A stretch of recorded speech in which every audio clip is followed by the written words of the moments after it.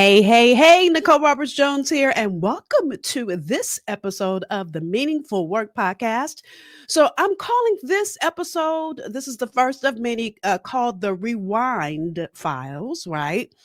And the reason I'm calling it that is because, listen, I've had some great conversations over the last, probably 10 years that I've been doing. I used to do a Facebook Live every Monday night, let me say it that way. And that Facebook Live now is a podcast. That Facebook Live was really only structured for entrepreneurs. But as you know, if you watched the first episode of this podcast, God has expanded my territory. And now I'm working with all professionals, no matter if you're an entrepreneur or you are an executive, whether you are in the C suite or you're trying to get there, right? So, with that said, I'm doing this rewind series. First of all, I forgot to say this as you're watching this, those of you that are watching this as this goes live, it's Memorial Day. It's a holiday.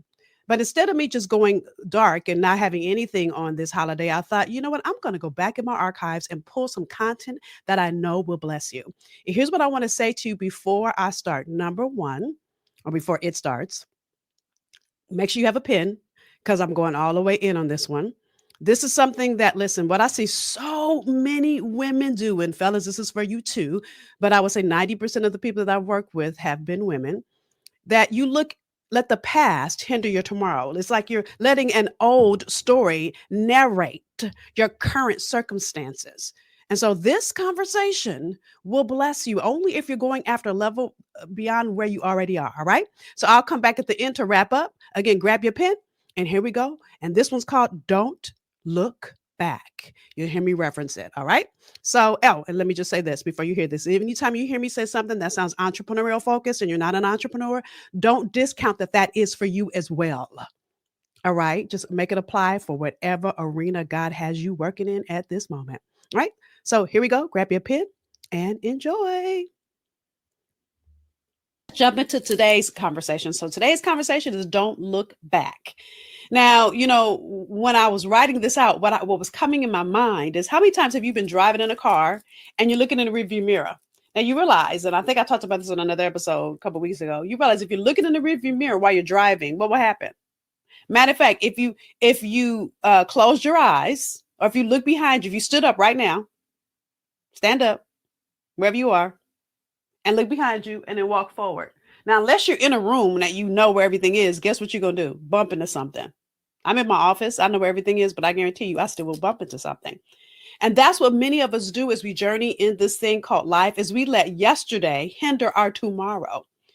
So tonight I'm going to give you tools to identify it and to begin to do the work to let it go. So I'm going to read a Bible verse here to kind of, hey, Messina, every Monday.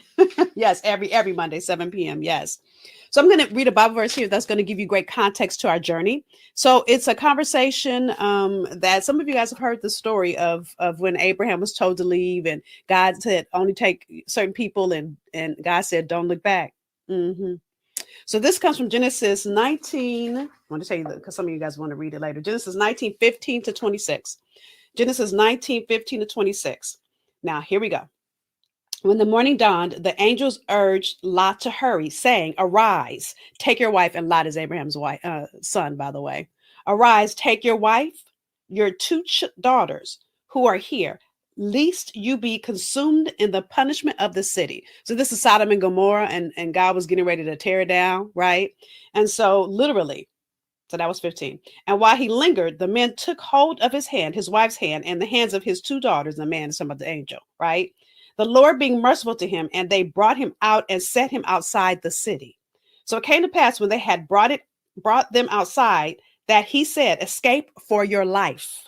Do not look behind you, nor stay anywhere in the plain. Escape to the mountains, lest you be destroyed.'" Now I'm gonna skip because it's a whole long. You guys can read the whole passage, right? So notice it says, "Don't look behind you." So here's 19:26 says this. Where is it? "But his wife looked back, and she became a pillar of salt." So in other words, she became a big old rock stuck there. So here's what I want you to get from that conversation is I'm challenging you to stop looking back. So what do I mean by that? So say you were in a bad relationship, but this was me, because I promise you, I kept kissing the same frog over and over before I met my husband. And when my husband did some similar things, I could have said, oh, he's just like all the rest of these men. Mm-mm. That was a moment I had to make a choice. Do I look back, or do I do some of the things I'm getting ready to walk you through? Right. Or maybe it's you're at a job and your boss doesn't appreciate your brilliance. And it's really hard because maybe the boss before that didn't as well. See, what happens is when we have on glasses from the past and we're bringing it into our future, we hinder what's possible. You can't define what's going to happen today by what's happened yesterday. Now, of course, when you go through some things, you learn some lessons. We'll talk about that next week. But if you say things like, I'm never going to start a business again because, I failed the last time, you're staying stuck. If you say, I'll never spend money on that thing again, you're staying stuck. If you're saying all men are dogs, guess what? You're staying stuck because that man might have been a dog, but all men aren't. Don't define everything by one thing. Do you get that? And so here's what I know, especially my African American sisters out there, we have learned to keep it moving, and we don't oftentimes sit and understand there are things that are inside of us that are dictating our mindset. So your life is dictated by the choices you make. Right. Michelle said, let go of those bags, ladies. Right. But here's the thing. Hey, Carnell, I didn't see you. There are so many people that walk around with bags and they're invisible bags. You don't even know you have them. So even if you think you've got this lesson down, I need you to be clear and process it with me now. This is something I do at the beginning of every year because I don't care that I've been in this work for 28 years. There's always something that I could hinder. Like, listen, Michelle, you were with me, and Renata, you were with me. I just did a virtual event, and that studio, he did a horrible job. So I could say, I'm never doing a virtual event again because the Wi-Fi, his system just was an overload is what it was. Right. So that's not going to keep me from doing another virtual event. I'm just not going to do a virtual event with him. Right. So, and again, we'll talk about learning a lesson next week. But I really want you to get clear on what could keep you stuck from your abundantly above all. And sometimes I think the enemy comes to throw what I call smoke and mirrors up so that when your blessing comes, it looks like something that happened yesterday. So you won't go and take hold of it. Like, I'll be honest with you, when God put on my spirit to start a business again, so in 2012, my business got bought out by a bigger training and development company. I worked inside that company for 3 years. I was like, yes, I don't never want to do payroll again. Yes, I don't ever want to have to worry about paying bills. I was just getting a paycheck every week, still doing this. But then I started feeling conflicted. How am I teaching people how to be an entrepreneur and I'm not an entrepreneur anymore? How am I teaching people to trust God and really I'm not trusting God? And then God tapped me on the shoulder and told me to go back out. And I was like, oh, and I made some really bad mistakes in my business previously. But I had to let go of 2010 and 2008 and 2007 so that in 2015, I could stand in this newness and take all the lessons I learned and be better. But first, I had to do 5 things. So again, this is no matter what you're dealing with. I need you to check your mindset. So your business will never outgrow you. So those of you that are starting a business and you keep pushing past how you're feeling and pushing past things you've been through and pushing past what's present for you, but you haven't stopped to check in on you. All my clients, especially y'all that are with me, know I talk about be, do, have. You can't just do to have. You got to be. And so these Amplify Your Brains Mondays are about your being. Listen, even God said, let there be light. God didn't have to say anything. He could have just made light and didn't have to say a word. But notice the words he chose, let there be. So this is a challenge, a invitation for you to check in on your being. And it starts with identify what could keep you stuck. Don't act like it's not there, right? Robert said, right, not enough bandwidth, not your problem, right? But it's not even that it's my problem. I could have let him not having enough bandwidth hindered me from anything I might do in the future. Okay. So number 1, identify what can keep you stuck. So think about whether you've gone through something really hard in the past, and I want you to identify what that is. I'll be honest with you. My really hard thing in the past was the bad breakup that I went through years ago. And when I met my husband in 2014, I had to let that go. I had to stop looking back at all the things other men had done to me and look at Daryl for who he was. Hard to do when you've been hurt many, many, many times, keeping it all the way real. So what is that for you? Is it that you've been in debt? And listen, when I had my business before, I was in debt, but it was bad debt. This time I have a little bit of debt, in my business, but it's good debt. But I learned the lesson. And what I realized I had to, and you guys, a lot of you guys have heard me talk about my coach. And so when I kind of started my business and I hired that coach, that was good debt. But what if I would have been afraid from the bad debt I did in my business before I never hired that coach because I didn't have $30,000 laying around, right? So I want you guys to understand what could keep you stuck. Okay. And if you're not sure what that is, I want you to sit in your being for the next week or two and look at when things bump up against things that have hurt you, things that have made you feel like a failure, things where you felt like you should have known better, and identify where it's putting some negative taste in your mouth, is making you not move forward in that. I know a number of women, when I meet them and we talk about growing their business, they're like, oh, I'm not doing that because, and anything you say after because is something keeping you stuck. Okay, so that's number one. So the second thing you've got to do is process what you're feeling. Don't act like it's not there. It doesn't go away because you act like it's not there. It won't. Matter of fact, it becomes sometimes like a cancer and it spreads. So when you don't, and what does Ayala Van Zandt say? When you don't do the work around it, it becomes like a disease and it spreads. It spreads into other areas of your life or your business. And sometimes it happened to your life, but it just spread into your business. Because when you're trying not to bump up against the thing that's hurt you, you spend more energy trying not to bump up against it than you would if you did the work to get clear and heal it. And so sometimes it means talking to somebody you trust, whether that's a great friend. This is why I really encourage you to have accountability partners in your business. So when you feel like you're bumping up against it again, oh, here it is. You have someone to talk to. Some of you might be your husband, your best friend, your mother, whoever that might be for you, just so you can process what's going on for you. I know when Daryl started acting like kind of like one of my ex-boyfriends, my girlfriend was like, girl, he is nowhere like that. And she started breaking down how Daryl wasn't like my previous. I don't say previous names. He that shall not be named. Right? Because I had a couple that acted the same. I was like, can I get on display, Lord? And then Daryl, they're like, he's picking up the script. And my girlfriend said, stop. Because I called her.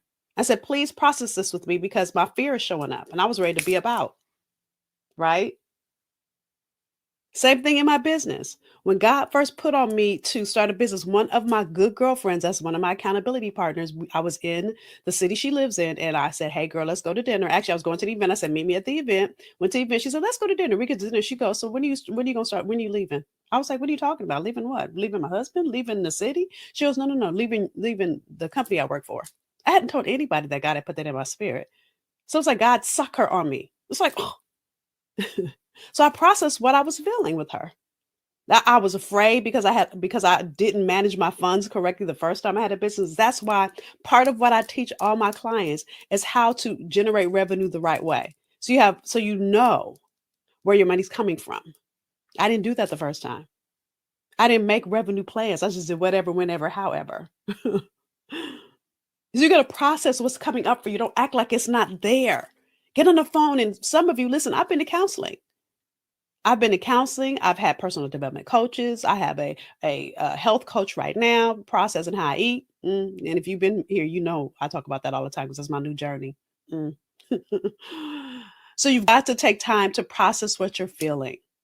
The third thing is identify the weeds. So what happens is if things are present for so long, they start to grow weeds. I always call it weeds in the garden of your purpose. And weeds will choke out the seeds of your purpose. So weeds are the limiting beliefs, like I'm not smart enough. I'll never find the relationship. I'll never have a profitable business. Some of you guys will say I'm broke, and I never say I'm broke. I say that's not in my budget. First of all, I'm never broke. I'm never going to claim that. So be careful of the words you speak and look at what's underneath it, because they become weeds in the garden of your purpose. So what I want to encourage you to do, so 3 and 4 kind of run together. Okay, so let me remind you because I'm talking fast. Number 1 is and if you see me looking down my notes, look, all my notes are here. You see highlights and everything, right? So identify what can keep you stuck. And this is an ongoing thing.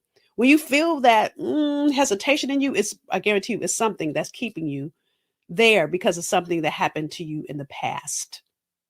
Okay. Hey, P. Frank, what's up, boy? My brother from another mother. So that's number 1. is identify what could keep you stuck. Number two is process what you're feeling. No, act like it's not there. Listen, for my African American folks out there, I call it slave mentality. Let me tell you why. Because back in the day when we were slaves, we couldn't process. We couldn't afford to process what we were feeling. Because if we told master that we were feeling some kind of way, that he sold our sister, our brother, our husband, or whoever, oh yeah, you get beat. So we had to keep it pushing. So that, I think, has translated generation after generation until we don't process what we feel. And if you can't process it, and having a conversation with a good friend or a business bestie or a mate is not working, then go to counseling. There's nothing wrong with you. Actually, something right with you, because you're willing to invest in your mental health. Because again, your business can never outgrow you. So how do you grow a business if you're stuck?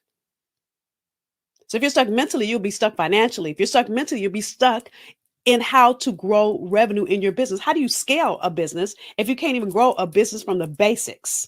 And half the time, it's your mindset, right? I keep looking over here to see if y'all have any questions, right? So that's what number is that's number one, identify what can keep you stuck. Number two is process what you're feeling. Number three is identify the weeds. So that's the limiting beliefs that start coming up. See, what happens is when you don't deal with what you feel, deal with what you feel. I'm rhyming. Hey, right? When you don't deal with what you feel, it becomes a weed. And then that weed starts limiting beliefs, like all men are dogs. All men are not dogs. But I could believe that before I met my husband, because I was going through some things. But listen, part of that was me not processing my feelings. And so I couldn't identify when another man came. When I processed my feelings between my last boyfriend and my husband, things shifted. And this is me being transparent. And I literally processed my feelings. And I don't remember the days of the week it was. It was on a Monday. I met my husband on a Tuesday. It happened that fast. Now, everything won't happen that fast, but what I know for sure is I hadn't stopped long enough to process. I just kept it moving. So, number four is find the new, or form the new mindset you want. So, if I'm going to say I'm broke, this is where I give the new, I say it's not in my budget right now. That's real, because I'm not claiming broke. Instead of me saying all men are dogs, that man was not for me. And that's real. Because if it was for me, he wouldn't have cheated on me. Hello, somebody. Right? And him cheating sometimes has nothing, most times has nothing to do with you, by the way.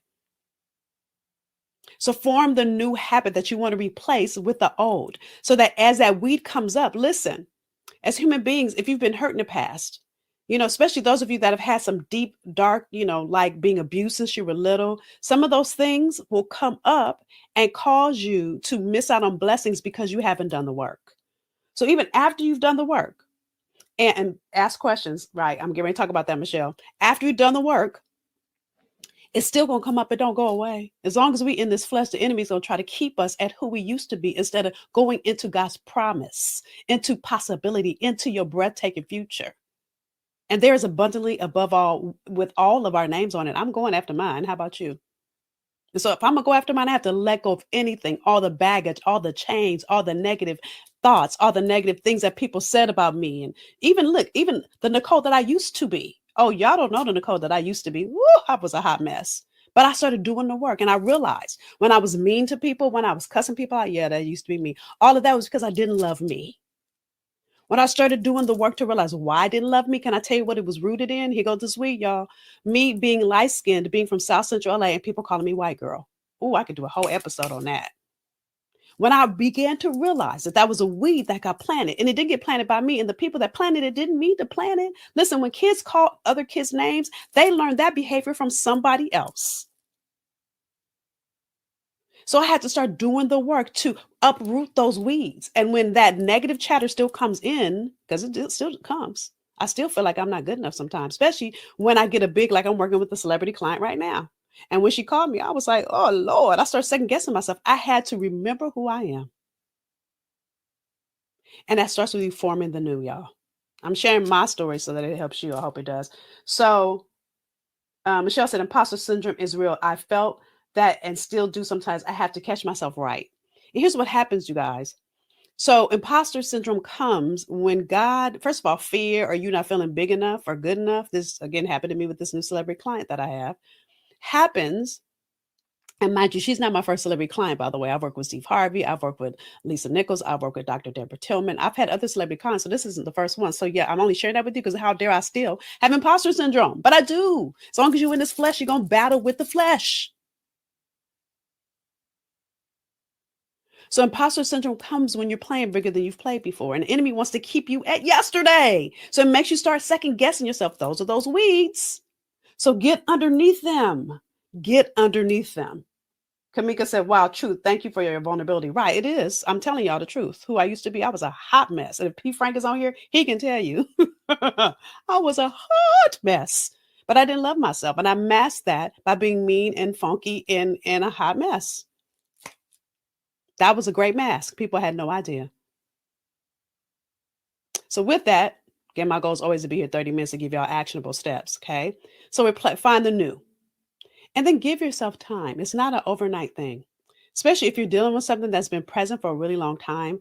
I know at 23 years old, when I started doing the work to uproot my weed of not being good enough, it didn't happen overnight. It took me at least 10 years to really get it good. And now when it comes, I can see it.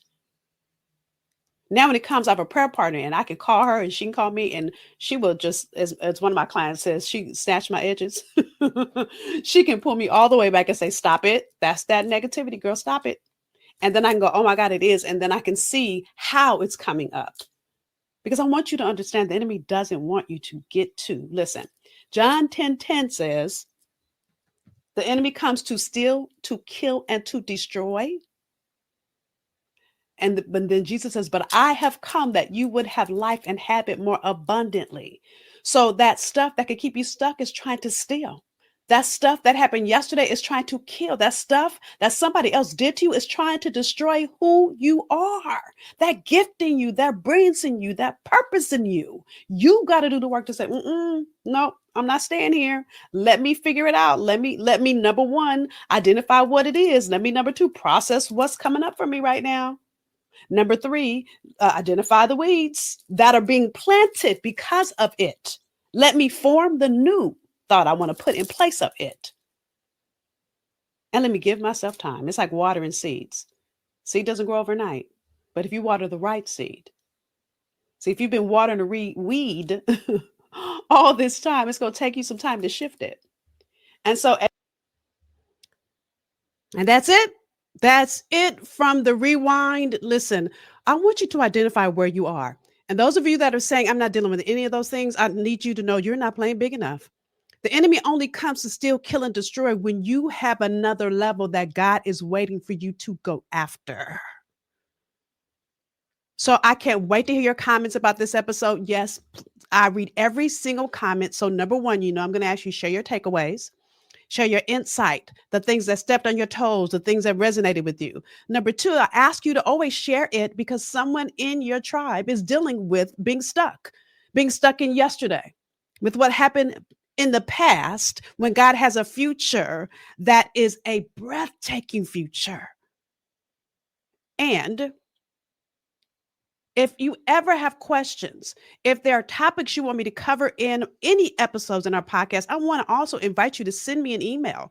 My email address is info@NicoleRobertsJones.com. I want to hear from you. I want to hear also, you can also email my team, and I check emails. Sometimes I check them and most times it's my team, but I want to hear what's resonating with you. I want to hear what questions you have so that, listen, this podcast is for you.